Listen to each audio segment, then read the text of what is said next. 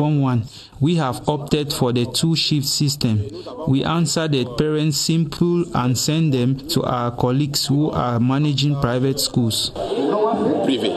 To obtain a free COVID-19 pandemic school year, school administrators and parents are obliged to respect government's prescribed measures. And with few hours to go to the resumption of classes for the 2020-2021 school year, schools in Yaoundé especially are making last-minute touches for the new term. Victor Siga visited some schools to see how prepared they are in this report. At Collège Bilingue Monseigneur Henri Viter, all hands get active for the last touches ahead of Monday. We already had our general assembly and the teachers already have their timetables prepared with didactic materials to come and teach.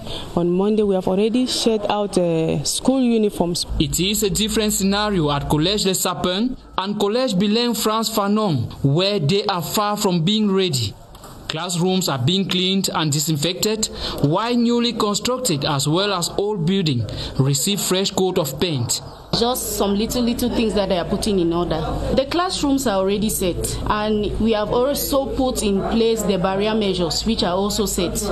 Parents in a mad rush to seek admission for their kids flood the establishment. Those who are coming later, that's the problem. That's why you see so many people around, that the principal is about to see what to do about it. At Government Bilingual High School, Angissa, as well as the group scolaire La Mafé, a timid atmosphere reigns.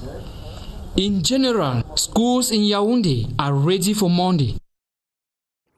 Less than 48 hours to the new school year, some parents still face difficulties finding textbooks in bookshops. And in order to address the situation, the National Council for the Approval of Textbooks and Didactic Materials has held a press briefing in Yaoundé to shed more light on the situation and to reassure parents on the availability of textbooks in the days ahead. Let's now listen and watch the Vice President of the National Council for Textbooks, Professor Rosalind Mutia, in the following excerpt. Books are available. Most of them are available now in Cameroon. Some of them have to be removed from the port and then distributed. Some have arrived today and some will be arriving in a day or two. We will be able to enhance credibility so that the books that have arrived are easily distributed. It is rush hour in almost every city and town of the country as the new school year takes off come Monday. Motor parks, train stations and bus agencies are receiving greater numbers of students and parents traveling to other towns to resume school. Constantine Baum visited some motor parks and bus agencies and captured the ambience for the news. We got to this transport agency at Nvan by midday. We were told 4 buses had left already to Douala and the southwest. Before the day runs out, about 8 more 70-seater buses will be needed, as today's influx of passengers has to do with Monday's official schools reopening. Yesterday I called in Boya that they should send me buses because I have a lot of passengers today that will travel to go down to Boya today. Before you should pay the car, you must have your cash name. The measures fall short of making all passengers happy. The space is not enough for them and they have so many customers. Being at the park since morning waiting to travel, there are not enough buses and the buses are even coming, they waste time to leave. We shall be experiencing more traffic congestion in Van, which hosts many transport agencies, as the buses keep getting in and out of Yaoundé. Not much traffic in the BMRC neighborhood, as most of the agencies do the night journey. In the Tongola neighborhood, transport agencies have made the efforts to get more buses, but fall short in getting comfortable waiting accommodation as well as tickets sales points. And over in the Southwest region, a special campaign to encourage parents to send their children to school come October 5 has taken place in Bangem in the Kupem-Waningouba division. The campaign is organized by the Divisional Delegate for Decentralization and Local Development for Kupem-Waningouba in partnership with some organizations that promote peace. Details from the CRTV Southwest. The population of Bangem came out with placards denouncing separation and ghost towns. They are calling for an effective school resumption come October 5th. I felt it necessary that calling for back to school campaign will give me the opportunity for me to know the population which I am to work with. The special sensitization campaign on Back to School was organized under the theme, Nations are not born, they are built. Let us build our nation, Cameroon, with educated people. The population of Bangem was reassured that scholarship will be given to children who have lost their parents during this socio-political crisis faced in the Anglophone regions by the Divisional Delegation of Decentralization and Local Development in partnership with the Global Peace Initiative Promotion Foundation. Nursery schools in Gaoundéré, that is in the Adamawa region, are actively preparing for the 2020-2021 school year with special focus on barrier measures against the COVID-19. Registrations are going on and officials are also laying emphasis on the measures to keep children safe from coronavirus. Elise Waji visited some nursery schools in Gaoundéré, now reports. Officials of various nursery schools in Gaoundéré will have to go an extra mile this school year to keep the children safe from the coronavirus. Dealing with the kids, they must teach them how to wash their hands after going to toilets or after playing. In some nursery schools, officials say there will be no breaks given that such moments are marked by high interaction which can facilitate the spread of the virus. The children, each of them should have their water containers with water inside to avoid them from begging from one another. We are also going to make sure that we maintain intensive hygiene with the toilets. Nursery education stakeholders here affirm that parents must keep fear aside and be reassured as schools have been disinfected with the implementation of various measures for the safety of the younger ones. Let's get to one of the villages to see how they are preparing. Schools and colleges in the country will reopen on Monday for the new school year. And in the center region, Ewane Pole visited a village in the Leke division to see how prepared they are for the new school year. Here is his report. Youngsters in the Eyene Mvokfuda, Overabang and Kol Ebasimbi villages in Sa Leke division of the center region are getting set for school resumption, although their parents are complaining of financial hardship. Our children have not the schooling needs because the family is poor. The parents will harvest cocoa first before buying the exercise book. I'm trying to buy their books and to register them in school. I want if government can you help me for send the children at school. Education officials in the municipality are back on campuses to prepare our teachers to be ready. According to the COVID-19, we have taken another measures. We have water for children to wash their hands. People are not very ready. I have just those of last year in my list. With this, there is hope that some pupils and students in these rural localities will resume classes on Monday, October 5, 2020, like their peers in the towns and cities of the country. And some of the privileged kids of school-going age in an orphanage in Ese, in the Mefu and Afamba division of the Central Region, have received school materials from the Association of Women Entrepreneurs known as North-South. As Gerald Nanje Yambe reports, the association has also been relentless in the campaign against the COVID-19 pandemic. Here is the report. As part of their humanitarian campaign, the Association of Women's Entrepreneurs, North-South, continue to reach out to the underprivileged. On the eve of the start of the school year, they have donated didactic material to this orphanage at Ese in the Mefu and Afamba division of the Central Region.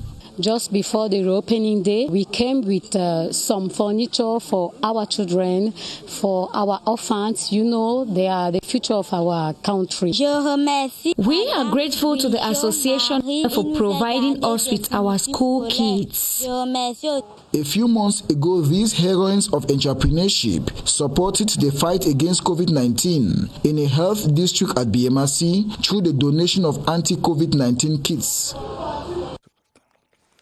The University of Bamenda has started the gradual process of awarding diplomas to graduating students of the 10th batch of the institution. University of Bamenda's Vice-Chancellor Professor Teresia Nko Akenji says the gradual process is in response to government's efforts to tackle the coronavirus pandemic in the country. Eric Langmia Wufo reports. 1,500 of them who have braved the socio-political crisis and the COVID-19 pandemic to earn a diploma in teacher training. What actually kept me going was the Holy Spirit, because actually I have God in me and He led me through. And so I kept studying. It was not really easy to study here, but the school was able to adjust things and permit us to have a good training. The ceremony went on in strict respect of COVID-19 preventive measures. The reason why for the first time parents and guardians were not part of the event. UBA's officials ensured that the two schools graduated separately. We had the ceremony for the Higher Teacher Training College separately. There were about 673 students. For the Higher Technical Teacher Training College, we had a separate event because there are about 973 of them. Tried our best to keep parents away. We are going to go back and maybe look at Faculty of Health Sciences. At the end of the various phases of the graduation process, UBA would have sent out 5,000 students, amongst them 73 medical doctors, 200 master degree holders and 20 PhD graduates.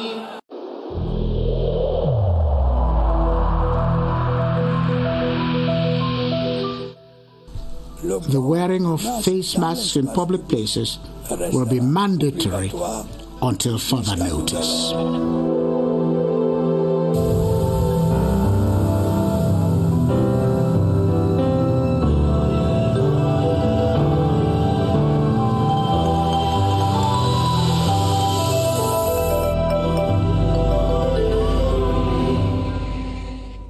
Of course, time to talk about our fight against the coronavirus pandemic. The southwest region of Cameroon has recently been hit by an increase in maritime traffic that has also witnessed an increase in the number of coronavirus cases in the region. So, how have public health officials in that region been responding, and what have they been doing as far as the pandemic is concerned? Baldwin Sama, who is live with his guest, Dr. Zacchaeus Ebongo Nanje, at the Public Health Emergency Center, brings us answers. Hello, Baldwin. Well, good evening to you, Benin Bumagana. This Saturday, our tour of the regions takes us to the southwest region of the country, as we promised last week. And our guest tonight is Dr. Zacchaeus Ebongo Nanje, who is the Southwest Regional Delegate of Public Health. Mr. Regional Delegate, good evening. Good evening to you. The Southwest is in the Gulf of Guinea with a high volume in terms of maritime traffic. One modalities have been put in place to avoid contamination, talking about the coronavirus. Yes, you are correct, Baldwin. The Southwest region has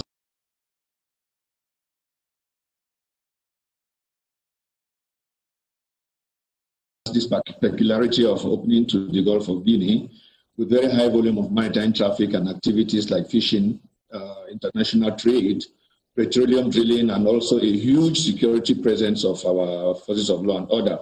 And most of the actors here are multinationals from Europe, Asia, the Americas, and other non-CEMAC countries.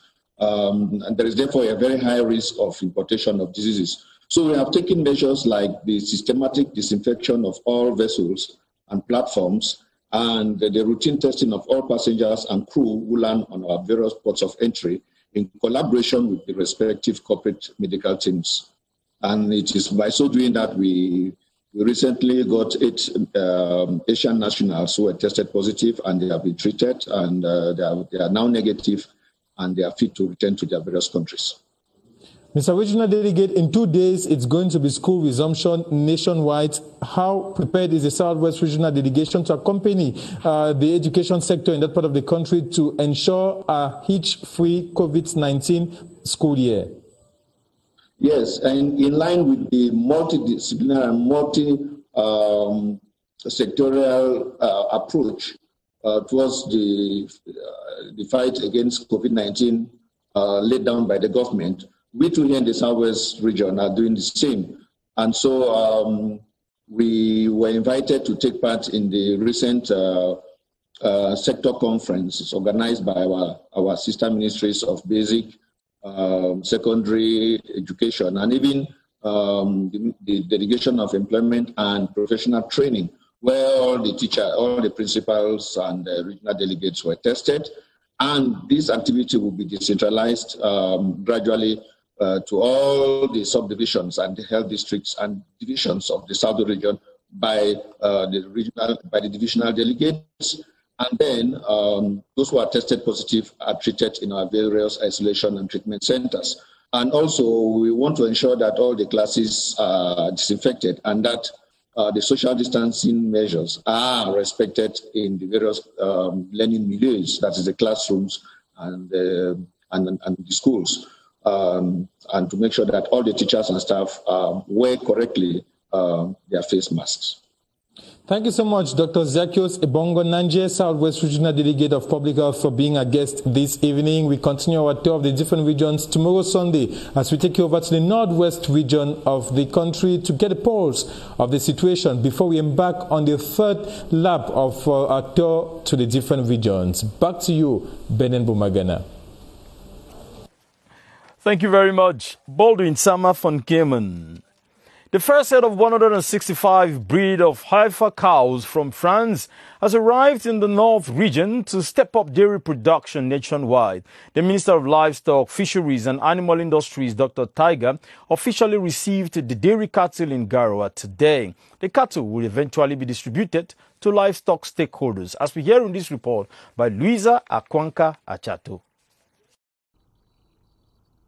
This Boeing 747 type cargo plane special flight, the first of 8, touched down at the Garoua International Airport with 165 genetically modified pregnant heifers aboard from Montbéliard in France, representing the coming to fruition of the government's long-standing desire to upscale dairy production in Cameroon, beset by long-standing challenges. We have not a lot of material to feed those animals. The local breed don't produce enough milk. A lot of problem with the health of animals. The World Bank-backed initiative worth 54 billion CFA francs equally makes provision for accompanying measures such as upgrading of the breeding expertise of herders, the going operational of already existing dairy production plants nationwide, and ensuring optimal conservation of the heifers reputed for a wide-ranging adaptability to harsh climatic conditions. In this way, the annual average deficit of about 100,000 tons would be offset in about 4 months,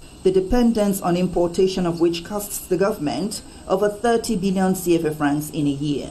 I call all the breeders involved in this production to be proud and to work with us, work with our French cooperation to build best production in Cameroon. The actual distribution of the dairy cattle will be preceded by a 30-day-long acclimatization phase at the Lugere Livestock Station in Mayoluti Division.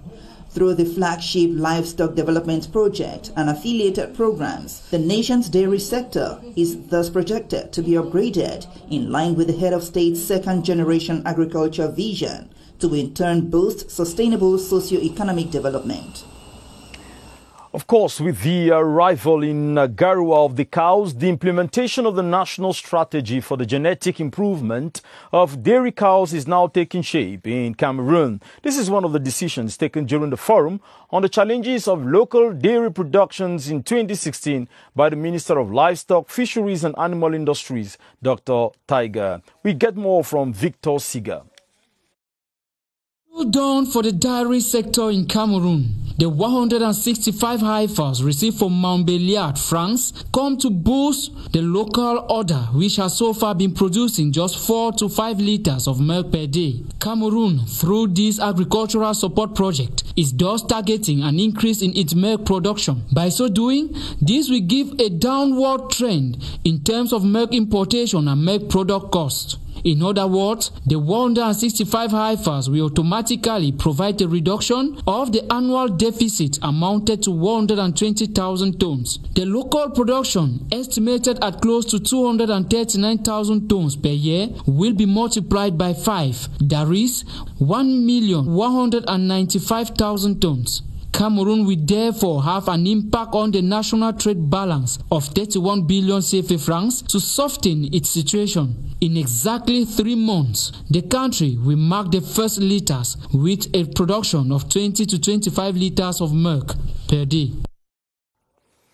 A communique jointly signed by the Ministers of Finance and that of Posts and Telecommunication states that the new platform for the digital collection of customs duties for phones and phone terminals has gone operational since October 1. And as Clarice Areta-Kang explains, the role of importers, consumers and vendors has clearly been spelled out. Her report. At the heart of the decision contained in Section 7 of the 2019 Finance Law are 3 things: security, responsibility and conformity regarding customs revenue. The new platform for the digital collection of taxes and duties for phones and phone terminals will have consumers, importers and business persons working together with mobile phone operators. Mobile phones and iPads could be imported free of customs duties on the basis that the importer pays the said dues. The Customs Administration makes the information available on the platform to avoid double payments. For their part, phones already in use and having been connected to a network at least once before October 1 will be considered cleared. Meanwhile, those in Cameroon temporarily will not be obliged to declare their phones operating in roaming mode. For the consumer, the platform for the digital collection of customs duties on phones gives them the option of periodic or full payments depending on the type of phone. In this vein, therefore, importers and vendors will have to indicate the cleared or not status at the time of purchase. Ensuring applicability of the measures at the Ministries of Finance and of Posts and Telecommunications. Student auditors at the Advanced Institute of Public Management have been drilled on the reforms in financial jurisdiction in the CEMAC sub-region. The conference had as resource persons professors in public law and finance experts who use the knowledge to edify students on what they have to do once on the field. Emanuela Vermu reports. Using the works of a Cameroonian author to present the reforms in financial jurisdiction in CEMAC, officials of the Advanced Institute of Public Management want to relate theory to reality for the better understanding of its students. It's going to guide us much. We have to know that the different legal reforms that have been done to accompany public finances. When it comes to the relationship within the audit bench, the accounts, I am very much interested to see how, after this conference, the situation will be much more improved. From professors in public law to financial experts, the resource persons at the conference edified the master students on the situation of the reforms in Cameroon and what needs to be improved upon.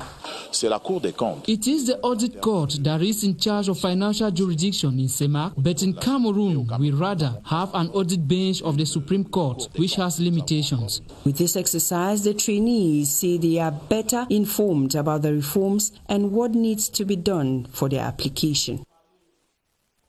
The International Non-Violence Day has been marked by the 10th anniversary in Cameroon with tribute paid to Indian nationalist Mahatma Gandhi, to whom the day is dedicated.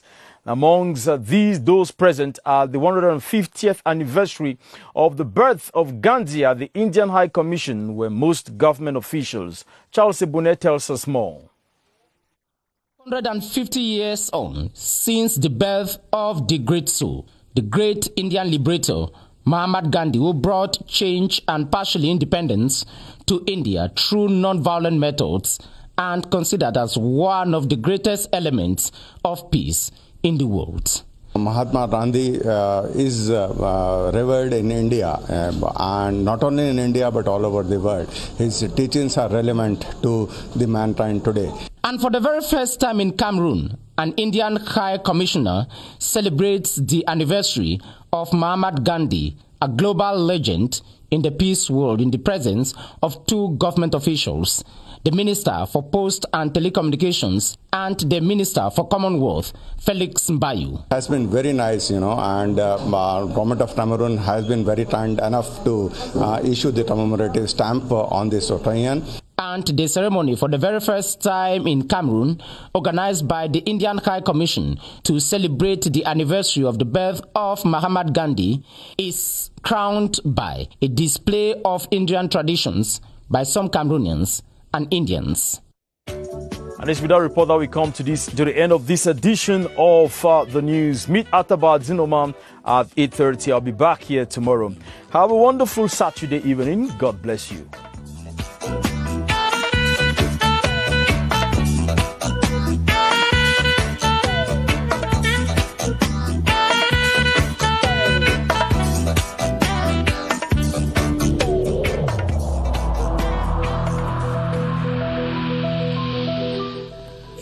In this connection, we should avoid stigmatizing